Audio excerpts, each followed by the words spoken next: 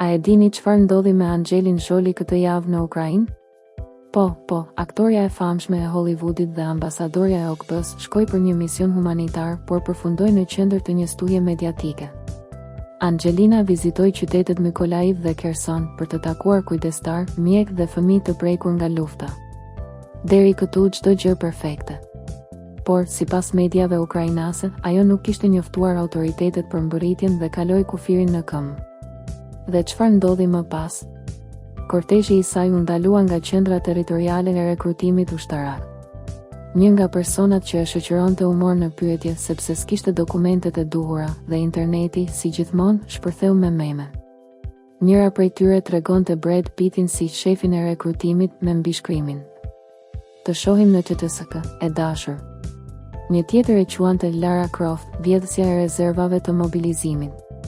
Kështu, vizita e saj humanitare u kthye në një spektakël interneti. Dhe siç thot shpreha angleze, asnjë vepër e mirë nuk mbetet pa pasoja. Por ç'mendoni ju?